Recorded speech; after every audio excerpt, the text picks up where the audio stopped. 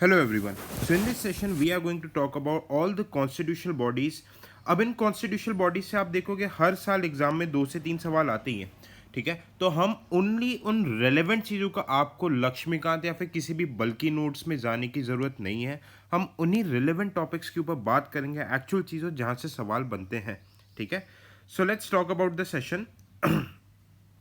Okay, just a minute. Alright, देखिए, सबसे पहले the most important thing we would be talking about election commission. ठीक है, election commission article 324 है. Strength कौन डिसाइड करता है? It is the strength. Okay, the strength is decided by home? The president of India. अगर question ये आता है कि क्या कॉन्स्टिट्यूशन इनके स्ट्रेंथ को फिक्स करता है, तो answer would be no. Service condition president decide करता है, या तो 6 साल या फिर 65 ईयर्स का जो भी इलेक्शन कमिश्नर रहते हैं. ठीक है, इस पे इनकी रिटायरमेंट होती है. ठीक है, एक चीफ इलेक्शन कमिश्नर रहता है और 2 अलग इलेक्शन कमिश्नर्स रहते हैं. ठीक है, क्वालिफिकेशन कॉन्स्टिट्यूशन में कोई भी क्वालिफिकेशन मेंशन नहीं है. सैलरी वगैरह सुप्रीम कोर्ट के जज जितनी ही रहती है. ठीक है, removal same as removal of supreme court जज. चीफ इलेक्शन कमिश्नर जो रहते हैं उनका removal same as supreme court के जज की तरह रहता है. एंड दूसरे जो अदर इलेक्शन कमिश्नर्स रहते हैं उनका removal on the recommendation of chief election commissioner होता है. तो इनको सिक्योरिटी ऑफ टेन्योर नहीं है. ठीक है, आई होप आप लोगों को जज सुप्रीम कोर्ट के जज का रिमूवल कैसे होता है ये प्रोसेस पता है. आप मुझे शॉर्ट में कमेंट सेक्शन में बताओगे. देखो, कमेंट ज़रूर करना वीडियो पे, वरना इस टाइप की वीडियोस लाना आप लोगों के लिए काफ़ी मुश्किल होगा. ठीक है, it acts as a motivation for me. ठीक है, and the PDF would be shared in the Telegram channel of Civil Soldier के टेलीग्राम चैनल पे शेयर कर दूंगा. इसका डिस्क्रिप्शन इस वीडियो के लिंक पे रहेगा. And if you want to join any of the crash course, बहुत ही अफोर्डेबल वे में crash courses there, more than 500 students have already join, तो आप भी इसको अवेल कर सकते हैं. Reappointment chief election commissioner election commissioners का बिल्कुल हो सकता है.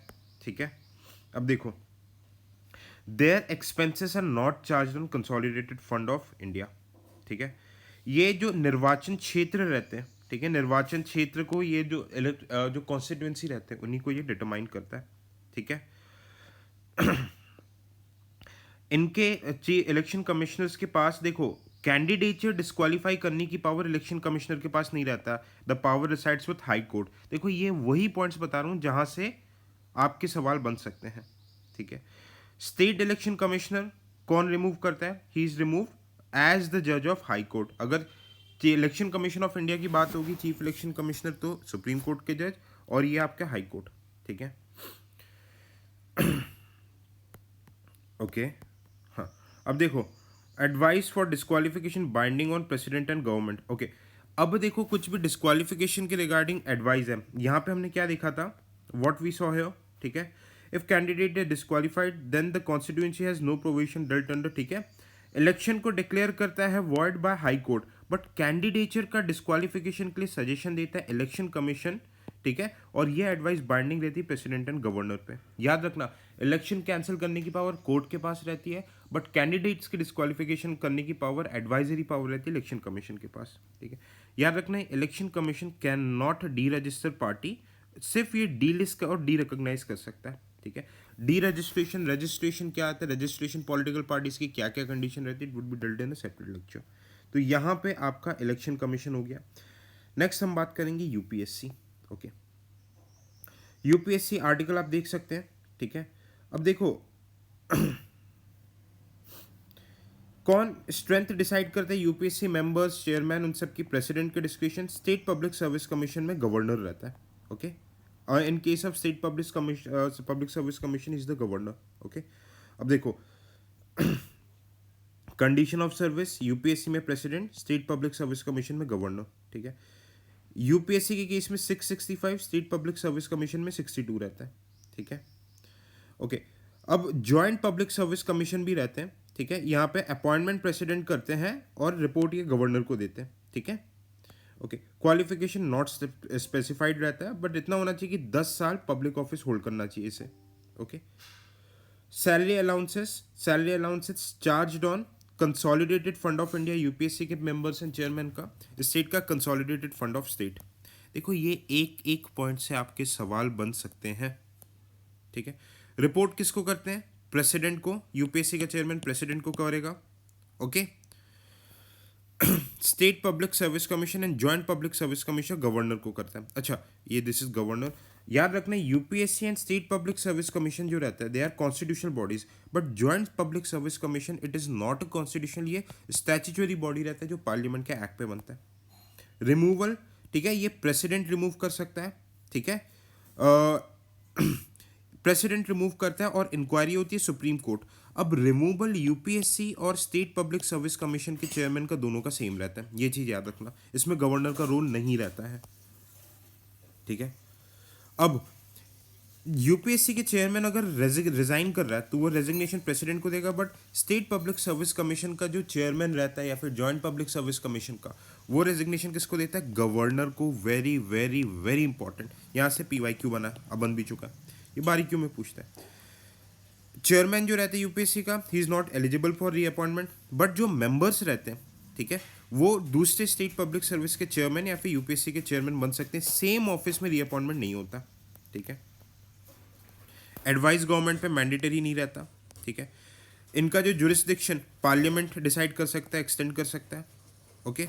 प्रेसिडेंट इसमें सर्विसेज को इंक्लूड भी कर सकता है और रिमूव भी कर सकता है, ठीक है। गवर्नमेंट रूल्स बनाती है, ठीक है। बाकी देखो, ये यूपीएससी की फंक्शनिंग वगैरह है।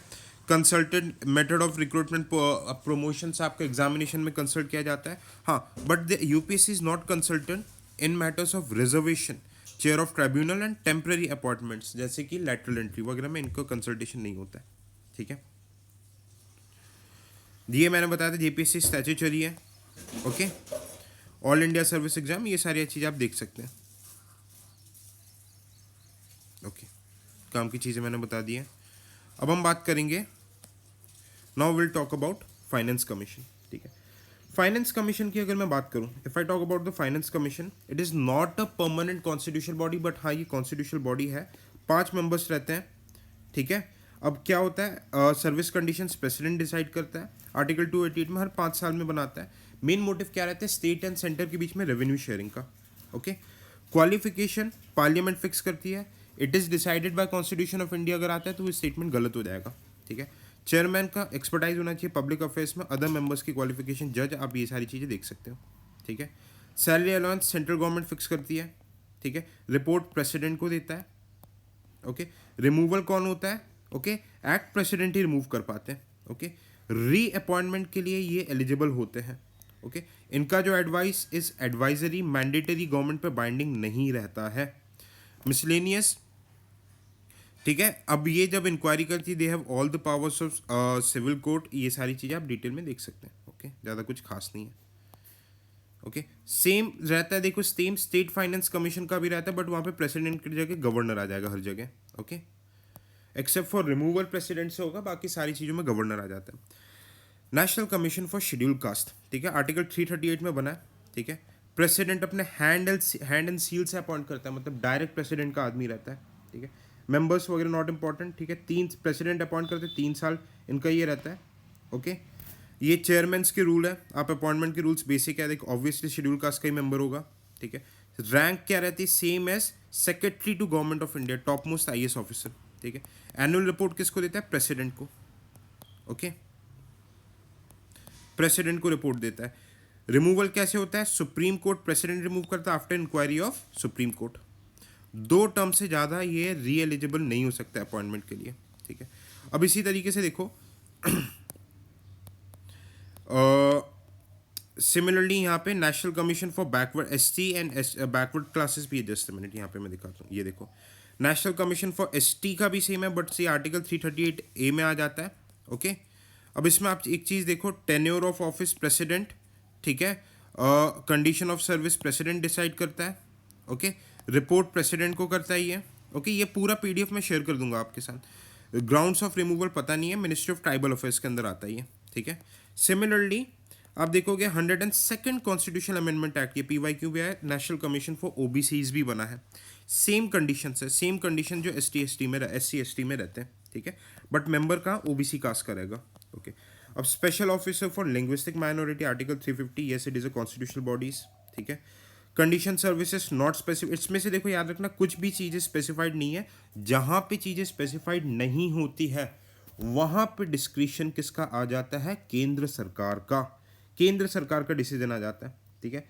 ये अपना रिपोर्ट किसको देती है, देखो जितनी भी कॉन्स्टिट्यूशनल बॉडीज होती है वो अपना सारा रिपोर्ट किसको देती है, प्रेसिडेंट को देती है, ये चीज़ याद रखना, ठीक है। They all give their report to the president of India, ठीक है। बाकी रिमूवल ये सब कुछ भी नहीं है, गवर्नमेंट रिमूव कर देती है, ठीक है।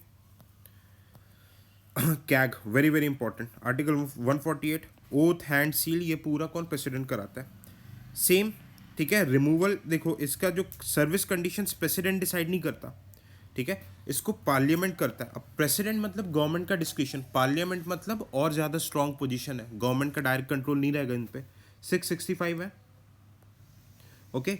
अब देखो सैलरी अलाउंसेस जज ऑफ सुप्रीम कोर्ट जैसा रहता है, पार्लियामेंट डिसाइड करते हैं, charge on consolidated fund of India, ठीक है, ओके। रिपोर्ट किसको देता है, प्रेसिडेंट को, कैग रिपोर्ट करता है नेशनल बॉडीज एंड गवर्नर को रिपोर्ट देता है अबाउट स्टेट बॉडीज से रिलेटेड, ठीक है। रिमूवल सेम है सुप्रीम कोर्ट जज, ये बहुत स्ट्रॉन्ग रिमूवल पावर होती है, ठीक है, सेम है ये अपन ने सिमिलर और किसका देखा था, इलेक्शन कमिश्नर का, रीअपॉइंटमेंट के लिए एलिजिबल नहीं होता है, ओके। ये central government and state government के अकाउंट्स को ऑडिट करता है, ये this is the act, he is the agent of parliament, head of Indian audit and account service रहता है, ठीक है। पावर्स कैग सब कुछ डिटरमाइन करता है प्रेसिडेंट के थ्रू, ठीक है,